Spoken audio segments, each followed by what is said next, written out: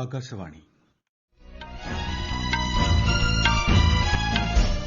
നമസ്കാരം. വാർത്തകൾ വായിക്കുന്നത് വിജേഷ്.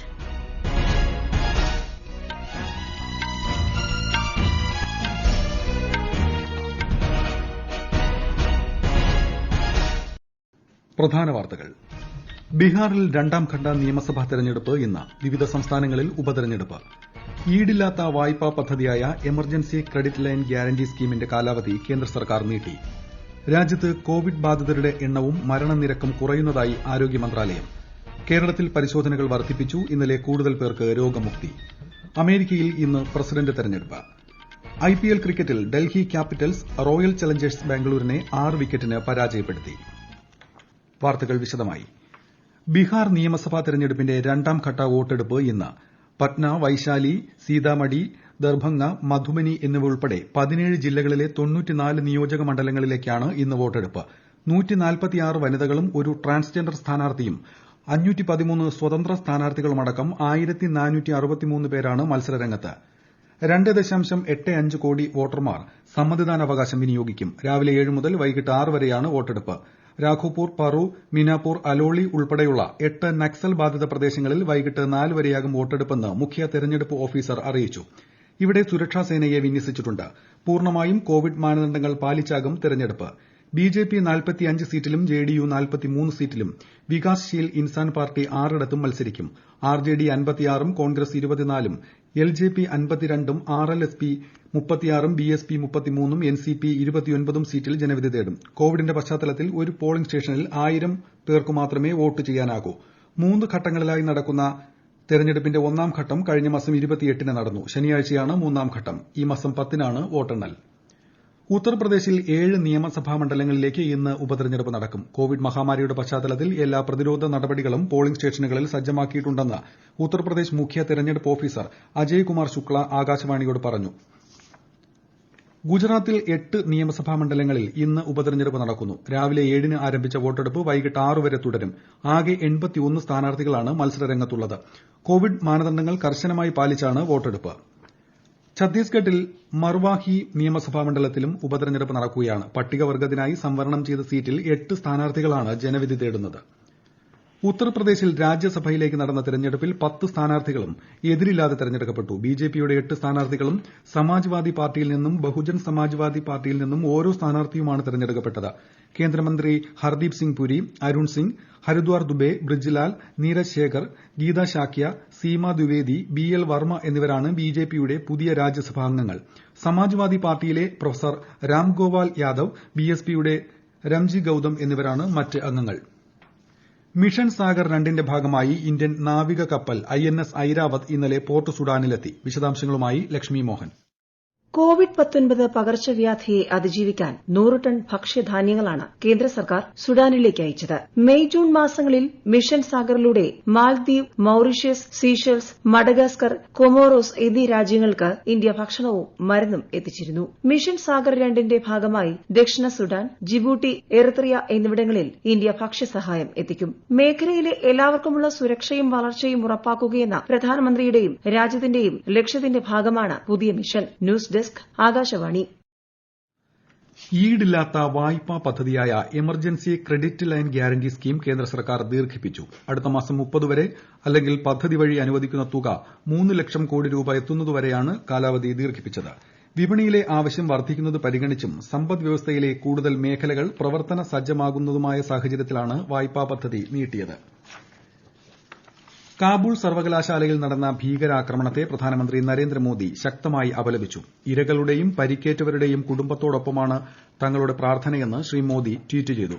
ഭീകരതയ്ക്കെതിരായ അഫ്ഗാനിസ്ഥാന്റെ ധീരമായ പോരാട്ടത്തിന് ഇന്ത്യയുടെ പിന്തുണ ഉണ്ടാകുമെന്ന് പ്രധാനമന്ത്രി പറഞ്ഞു.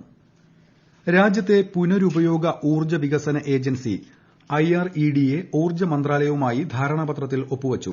2406 കോടി രൂപയുടെ വരുമാനം ലക്ഷ്യമിട്ടാണ് കരാർ. രാജ്യത്താകെ 2700-ലധികം ഊർജ്ജ പുനരുപയോഗ പദ്ധതികൾക്കാണ് ഏജൻസി സാമ്പത്തിക സഹായം അനുവദിച്ചിട്ടുള്ളത്. വായ്പാ ഇനത്തിൽ 57,000 കോടി രൂപ നൽകിക്കഴിഞ്ഞു. ആകെ 17,259 മെഗാവാട്ട് ഹരിത വൈദ്യുത ശേഷി വർദ്ധിപ്പിക്കുന്നതിനും IREDA മികച്ച പിന്തുണ നൽകിയിട്ടുണ്ട്. ഈ വാർത്തകൾ ആകാശവാണിയിൽ നിന്ന്. കൊറോണ ആശങ്കയല്ല, ജാഗ്രതയാണ് വേണ്ടത്. കേന്ദ്ര ആരോഗ്യ മന്ത്രാലയം പുറപ്പെടുവിക്കുന്ന നിർദ്ദേശങ്ങൾ. ജനങ്ങൾ കൂട്ടം കൂടുന്നത് ഒഴിവാക്കുക. ഇടയ്ക്കിടെ കൈകൾ സോപ്പും വെള്ളവും ഉപയോഗിച്ചോ സാനിറ്റൈസർ ഉപയോഗിച്ചോ വൃത്തിയാക്കുക. നിർബന്ധമായും മാസ്ക് ധരിക്കുക. പനിയോ ചുമയോ ശ്വാസതടസ്സമോ തുടരുന്ന സാഹചര്യത്തിൽ വൈദ്യസഹായം തേടുക. കൊറോണയെ സംബന്ധിച്ച വിവരങ്ങൾക്ക് ആരോഗ്യ മന്ത്രാലയത്തിന്റെ 1075 ലും ദിശയുടെ 1056 ലും ബന്ധപ്പെടാം. പുതിയ പ്രസിഡന്റിനെ തെരഞ്ഞെടുക്കാൻ അമേരിക്കയിൽ ഇന്ന് വോട്ടെടുപ്പ്. പ്രസിഡന്റ് സ്ഥാനാർത്ഥികളായ പ്രസിഡന്റ് ഡൊണാൾഡ് ട്രംപും ജോ ബൈഡനും വോട്ടർമാരുടെ പിന്തുണ തേടി ഇന്നലെയും സജീവമായി രംഗത്തെത്തി. Trump Michigan, North Carolina, Georgia, Florida എന്നിവിടങ്ങളിൽ പ്രചാരണം നടത്തിയപ്പോൾ ബൈഡൻ ഫിലാഡൽഫിയയിൽ നിരവധി തെരഞ്ഞെടുപ്പ് പരിപാടികളാണ് സംഘടിപ്പിച്ചത്. രാജ്യത്ത് കോവിഡ് രോഗബാധിതരുടെ എണ്ണവും മരണനിരക്കും കുറഞ്ഞുവരുന്നതായി കേന്ദ്ര ആരോഗ്യ മന്ത്രാലയം. 82 ലക്ഷം കോവിഡ് ബാധിതരിൽ 5.5 ലക്ഷത്തോളം പേരാണ് ഇപ്പോൾ ചികിത്സയിലുള്ളത്. കഴിഞ്ഞ 24 മണിക്കൂറിൽ പുതുതായി 45,230 പേർക്കുകൂടി രോഗബാധ റിപ്പോർട്ട് ചെയ്തു. ലോകത്ത് ഇതുവരെ 4,69,00,000-ലധികം പേർക്കാണ് കോവിഡ് ബാധിച്ചത്. 3,38,00,000-ലധികം പേർ സുഖം പ്രാപിച്ചു. 12 ലക്ഷത്തിലധികം പേർ മരിച്ചു. അമേരിക്കയിലും ബ്രസീലിലുമാണ് ഏറ്റവും അധികം മരണങ്ങൾ റിപ്പോർട്ട് ചെയ്തത്. അമേരിക്കയിൽ ഇതുവരെ 2,66,000-ലധികം പേരാണ് മരിച്ചത്. രാജ്യത്ത് കോവിഡ് പരിശോധനകളുടെ ആകെ എണ്ണം 11 കോടി പിന്നിട്ടു. ഇന്നലെ 8.5 ലക്ഷത്തോളം സാമ്പിൾ പരിശോധിച്ചു. ഇതോടെ ആകെ പരിശോധനകളുടെ എണ്ണം 11,07,43,000-ആയി. പ്രതിദിനം 15 ലക്ഷത്തോളം സാമ്പിളുകൾ പരിശോധിക്കാൻ ഇന്ത്യയ്ക്ക് ശേഷിയുണ്ട്. കേരളത്തിൽ ഇന്നലെ കൂടുതൽ പേർക്ക് കോവിഡ് രോഗമുക്തി. 7,108 പേർ ഇന്നലെ സുഖം പ്രാപിച്ചു. കഴിഞ്ഞ 24 മണിക്കൂറിൽ 33,345 സാമ്പിൾ പരിശോധിച്ചപ്പോൾ 4,138 പേർക്കുകൂടി കോവിഡ് കണ്ടെത്തി. കോവിഡ് പരിശോധനകളുടെ എണ്ണം വർദ്ധിപ്പിച്ചതായി മുഖ്യമന്ത്രി പിണറായി വിജയൻ പറഞ്ഞു. തമിഴ്നാട്ടിൽ കോവിഡ് വ്യാപന തോത് കുറയുന്ന സാഹചര്യം തുടരുന്നു. 7.42% രോഗസ്ഥിരീകരണ തോത് ഇന്നലെ 3.6% മാത്രമായി താഴ്ന്നു. കഴിഞ്ഞ 24 മണിക്കൂറിൽ 2,481 പേർക്കാണ് പുതുതായി രോഗം സ്ഥിരീകരിച്ചത്. ആകെ 19,504 പേരാണ് ചികിത്സയിലുള്ളത്. ഈ മാസം 16-ന് സ്കൂളുകളും കോളേജുകളും തുറന്നു പ്രവർത്തിക്കാൻ തയ്യാറെടുക്കുകയാണ് തമിഴ്നാട് സർക്കാർ. ലോകാരോഗ്യ സംഘടനയിൽ പുതുതായി കൊറോണ വൈറസ് വ്യാപനം റിപ്പോർട്ട് ചെയ്തിട്ടില്ലെന്ന് കോവിഡ് കാര്യ സാങ്കേതിക തലവൻ മരിയ വാൻ കെർഖോവ് പറഞ്ഞു. WHO തലവൻ ടെഡ്രോസ് അധോനം ഗബ്രിയേസസ് രോഗനിരീക്ഷണത്തിൽ പ്രവേശിച്ചതിനെ തുടർന്നാണ് പ്രസ്താവന. IPL ക്രിക്കറ്റിൽ റോയൽ ചലഞ്ചേഴ്സ് ബാംഗ്ലൂരിനെതിരെ ഡൽഹി ക്യാപിറ്റൽസിന് ഉജ്ജ്വല വിജയം. ഒരു റിപ്പോർട്ട്. കഴിഞ്ഞ രാത്രി അബുദാബിയിൽ നടന്ന മത്സരത്തിൽ ഡൽഹി ക്യാപിറ്റൽസ് റോയൽ ചലഞ്ചേഴ്സ് ബാംഗ്ലൂരിനെ 6 വിക്കറ്റിനാണ് പരാജയപ്പെടുത്തിയത്. സൺറൈസേഴ്സ് ഹൈദരാബാദും മുംബൈ ഇന്ത്യൻസും തമ്മിലുള്ള ഇന്നത്തെ മത്സരത്തിന്റെ ഫലമനുസരിച്ച് റോയൽ ചലഞ്ചേഴ്സ് ബാംഗ്ലൂർ 3ാമത്തെയോ 4ാമത്തെയോ സ്ഥാനത്തെത്തും.